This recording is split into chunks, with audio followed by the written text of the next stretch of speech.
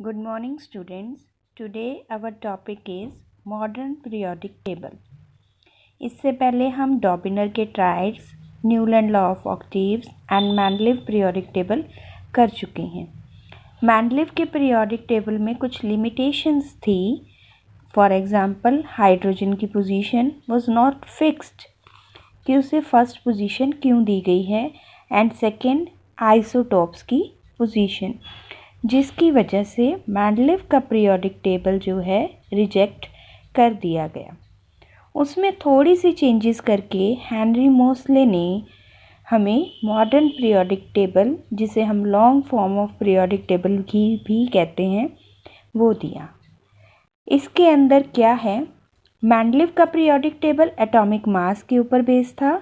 मोसले का जो long form of periodic table है, it is based on atomic number. According to this, properties of element are a periodic function of their atomic number. जो element की properties हैं, जो उनके repeat हो रही हैं, वो किसका फंक्शन है? उनके एटॉमिक नंबर का। According to the valency as well as electronic configuration, इसलिए हमने long form of periodic table में अरेंज किया हुआ है in groups. Total number of groups कितने हैं? 18 एंड इन पीरियड्स 7 पीरियड हैं और 18 ग्रुप्स हैं। ये जो आपको ग्रीन कलर के दिख रहे हैं, ये आपके मेटल्स हैं, इधर नॉन मेटल्स हैं, और ये वाले जो हैं बॉर्डर लाइन वाले मेटलॉइड्स हैं। इलेक्ट्रॉनिक कॉन्फ़िगरेशन के अकॉर्डिंग जो इसकी वैलेंसी आती है, उसके अकॉर्डिंग हम इसे ग्रुप देते हैं, और इसके कितने नंबर ऑफ शेल्स हैं उसके अकॉर्डिंग हम इसको पीरियड देते हैं। For example, in first group hydrogen atomic number is 1, electronic configuration is 1, so it is placed in group 1 period 1। Lithium total atomic number 3, electronic configuration 2 1, सो 2 शेल यूज़ हो रहे हैं, तो पीरियड कौन सा आएगा? सेकंड। और लास्ट शेल में कितने इलेक्ट्रॉन हैं? 1, सो ग्रुप नंबर 1। तो इस तरह से हमने पीरियोडिक टेबल को अरेंज किया हुआ है। पीरियोडिक टेबल के अंदर कुछ ट्रेंड्स हैं।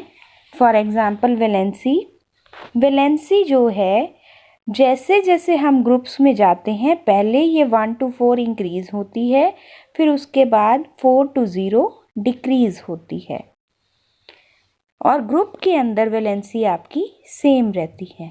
एटॉमिक साइज़ जो है ग्रुप के अंदर बढ़ रहा है, क्योंकि नंबर ऑफ शेल ऐड हो रहा है, जबकि पीरियड के अंदर हॉरिजॉन्टली जब हम जाते हैं तो जो आपका एटॉमिक रेडियाई है वो डिक्रीज़ हो रहा है।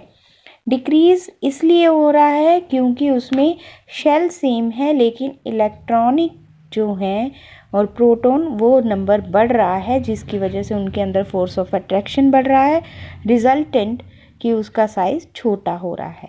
Next, metallic and non metallic character. जैसे जैसे हम लेफ़्ट टू राइट मूव करते हैं, मेटालिक कैरेक्टर डिक्रीज़ करता है and non metallic character increase करता है। सो go through this, and if any doubt you can ask in class. Thank you.